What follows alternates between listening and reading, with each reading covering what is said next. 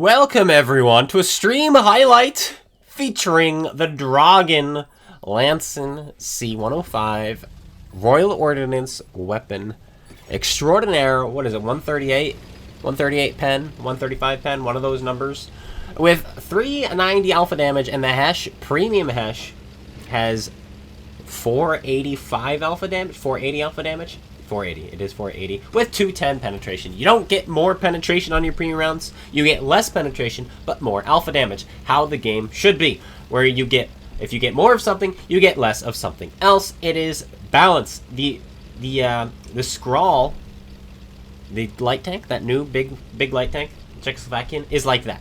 In fact, there are no premium rounds on that tank. It has 3 different shell types. It's got your AP, which have 8 alpha damage and 180 something pen. Then it has your APCR, which is 6 alpha damage and 200 something pen.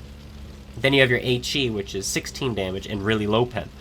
And none of those shells are considered premium rounds, which is really cool. They're all about the same price. Why? Because you gain penetration but lose alpha damage. Or you gain alpha damage but lose penetration. And it's very balanced, and I really like that. Now, I'm in a platoon. We've got Bomber, a long-time subscriber to the channel, and we've got Grotty Knight, a man who I've been playing with since before the YouTube channel. In fact, since 2015 on this game, year 1 of World of Tanks. Well, I guess 2015 would technically be year 2, going into the second year. August of 2015 is when he and I first played. I do remember that very vividly. It was a good time. I saw him in his E75. I was stock. I invited him to the platoon, and he joined. And, well, we've been friends since. So good times. And we live in the same state. Now we do anyway, because I moved here just recently. But beside the point, here we are. Tier 9 game. Very good tank.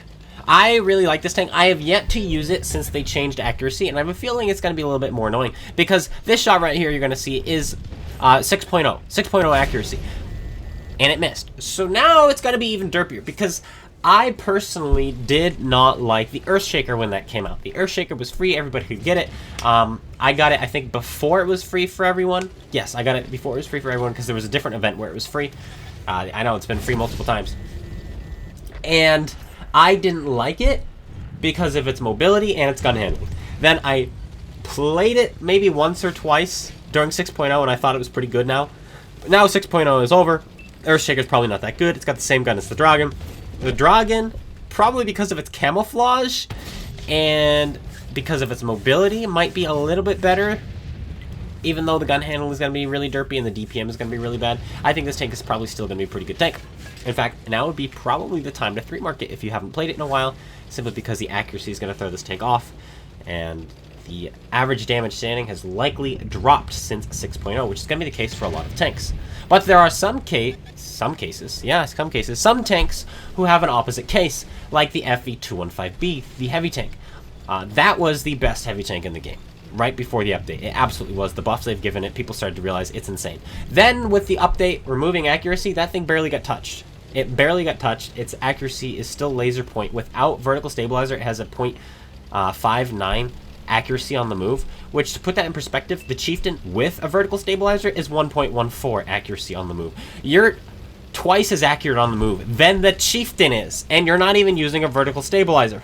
That is the FE215B. It is insane how accurate it is on the move, and so the FE215B actually just got better because everyone else got more inaccurate. So if you don't have the FE215B, we're going to have a video on it soon. Again, we've been featuring it a lot because it keeps getting buffs, it just keeps getting better, and it's better still. So I definitely want to put a video out there how I play it and how I think you guys should play it. But now talking about World of Tanks, every day I play World of Tanks makes me want to write more and more and more. And that's not because this game is inspiring me, but quite the opposite. I sit down and I play this game and I put together videos, and it makes me sad. The game these days has been making me sad. In fact, I'm logged in right now. 3,511 players are online, which has been the trend recently. I don't know how that shell hit, by the way, and I also don't know how it didn't pen, but hey, you know what? We both got something out of that. He didn't get penned by my Hesh, and I hit him with it, so there you go. But I've got Hesh loaded, so say goodbye to your cover. Boop. Goodbye. Destroyed it completely. He's like, oh, shoot. And that allows my other Draugen to shoot him. But this game is going to get intense quickly. But back to my point about writing, This weekend, I'm going to be releasing the midway point of my book. It's going to be out of context, I know, but I'm excited to get it out. It is the halfway point of the first book, and I want to share that with you guys for you to read, check out. It is first draft, well, kind of second draft because I've cleaned it up since I'm going to be publishing it for you guys to read here on the channel. It's going to be free for anyone to take a look at so you understand kind of the story, what's going on, the characters. Now, again, it is the halfway point, so there has been character development between the two main characters, so you might be like, oh, they seem kind of friendly now. Well, they kind of are. Kind of aren't. But yeah, that's coming out this weekend. I want to share that with you guys. It's a long read. It's probably going to be split into 2 or 3 chapters, but right now it is one continuous POV from one of the main characters as the events go bam, bam, bam, bam, bam, like that. It's a pretty action-packed, intense scene. Multiple scenes, really, but it's one continuous flow. So get ready for that. Sometime this weekend, either Saturday or Sunday. I'm going to be working hard on it today and tomorrow to get it ready to be read. Read ready. But hello, E75. Lucky penetration in going up into his tank there. I didn't want to poke out much longer than that. We're up to 2100 damage. It puts up damage not quickly. Oh, we took a hit there we didn't need to. But it puts out damage, not necessarily quickly, but definitely it suddenly shows up because your alpha is so high. But here comes a Draugen, almost full health. So we're trying to use some tank, this dead tank, as cover. He takes another hit there. Will we beat his reload? We do have our food activated, and he gets ammo racked. Yes, we do. Our Hesh goes in, no problem. 3100 damage done, and we find ourselves in a 5 versus 9. They have 4 more tanks than we do, and we've been getting surrounded. Thankfully, our platoon mate was able to put some good shells in. Here comes the E75. He misses his shot. We put a shell into him, track him, and we're going to get around him. Nope, I've decided he's much too mobile these days. I can't do that. I kind of just have to hope for the best here. He's decided to close the distance. We've got a medium coming up behind us, so we've got to figure this out. No, the medium gets finished off by Bomber. Bomber finished off the medium. Thanks you there, sir. Saving me. He's not looking. He is looking. Bomber comes in, takes the hit. I asked him to, and he did. Puts it in. And now he's going to get around the E75, kills off the E75, allows us to now turn our attention to this ISU. We're going to put a nice shell into the ISU. Nope, I've changed my mind. He's calling for help now with the Indian Panzer, so I'm coming around to put a shell into the Indian Panzer instead. But at this point, I definitely could have shot the ISU once, but I wasn't sure how quickly this guy was going to come around the corner. And so, yeah, it's an STA-2. We can take a hit from him, so we do. We pull around the corner to take the hit. Here comes Grubber. Grubber should finish him. He does. ISU. Not going to find a shot into us, but we're going to find a shot into him. Hello, sir. Boom, we put it in, and we find ourselves in a 1 versus 4 situation. Almost a 1 versus 5, but Grubber did finish off the medium tank for us, which, well, we would have lost if he didn't, unless the medium tank shot him. Then maybe we could have shot the medium tank and gotten away anyway. But either way, we are now in a 1 versus 4 situation with 7 minutes left on the clock. We're up to 4,400 damage, and we are a 1 shot. Now, this is 6.0, okay? Or whatever 0.0, whatever update we were at, we have 6.0 accuracy. That also means we have 6.0 camouflage, and so does everyone else. This game would have gone completely different if it was post-death of 6.0. And I don't know what we would have done differently. We probably would have used more range on the enemy, but we're allowed to get a whole lot closer. Thankfully, bushes and trees still work if you know how to use them. Not all of these bushes and trees are perfect, but most of them work. And that's something that I like to utilize in this game, are bushes and trees, regardless of my camouflage. And what do you know? He can't see me. We finish him off. He's dead. He's a 1-shot. And thanks to the shot we put in the ISU is also 1-shot. Everybody left alive is now a 1-shot. There is the Chrysler. I don't know what he was thinking, and I should have been more careful there poking out, because 6.0 accuracy, he could have slapped me, but he didn't. Artie is aiming. We've got to go. All right, leave this spot here. He's going to think I'm still using... Whoa, the tree, which he did, and he misses. Oh, my goodness. We are in a 1 versus 2, 4,800 damage. Oh, by the way, artillery has more health now, in case you guys forgot. I believe that artillery has 1,170 hit points, which is exactly 3 shots from my 390 alpha gun. 3 shots from my 390 alpha gun. 3 times 390 is 1,170. Thankfully, I have Hesh So I can kill him in 3 shots if I load my Hesh and I don't bounce, and I don't get my shells absorbed by tracks or guns or anything like that. So that is cool. That is good to know. However, if I do decide to shoot my APCR, if I roll low even once, we're in a bit of trouble. And since people like to use the armor angling and hardening and all that jazz, more than likely I will be rolling low. So Hesh is the answer. But the ISU just decided to jump on cap, which is not good for me at all, because this map is huge. I can get there in time.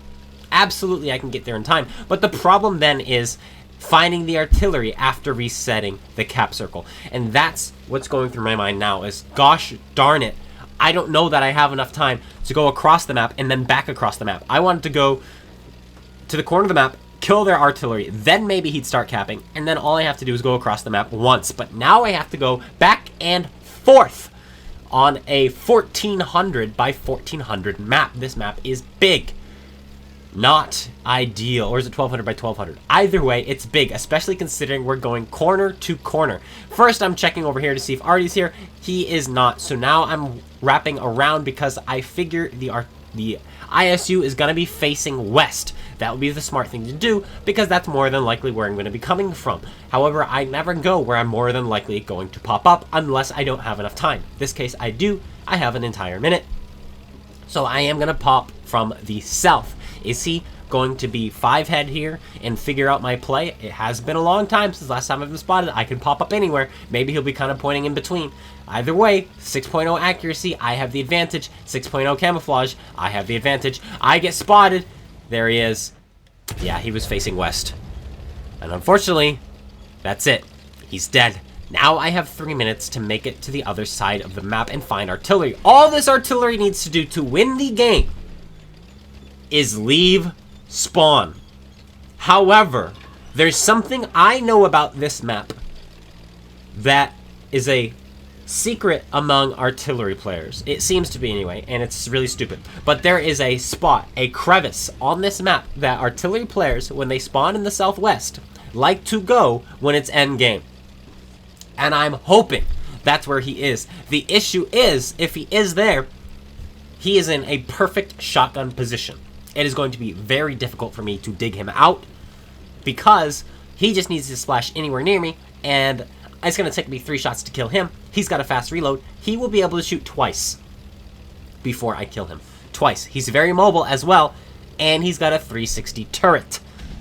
Oh man, this is not stacked in my favor, and I only have 2 minutes to figure this out. Plus, I need to find him. Plus, what if he's not even in that crevice? He could be in one of the other corners. Somebody on my team pinged the opposite corner. He pinged the northwest corner. And I'm like, if I go there, I don't have enough time to check this crevice. I have to go to the crevice and hope he's here because artillery players are stupid. And so I'm going to assume this one is just as stupid as the other artillery players.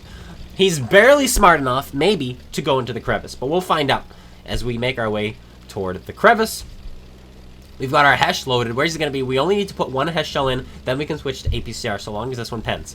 And that would be the right thing to do. But this crevice is now right in front of me. I'm still making sure he's not going to be in the base. But this crevice, it's this rock formation right on the border. Right on the border, straight in front of my tank, not where I'm looking. I'm checking this way first anyway. But right here. Yep, he's here. In the crevice. And he's a bold one. He misses. We put a shell into him. We've got to go. He's gonna try to ram me maybe. Let's drive on. I should have switched to APCR here, but my heart was pounding.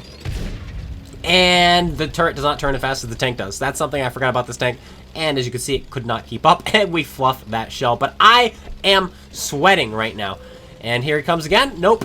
He is loaded for sure. Put another shell in. He misses. Now he's a one-shot. We should chase him. Get on it. Get after him. But I was afraid he would back into us. I had to be careful. He's running away. Is he going to get away? Are we going to miss? No, we finish him off there. Kill number 5. 6,224 damage done. 701 assist damage. Almost 7,000 combined.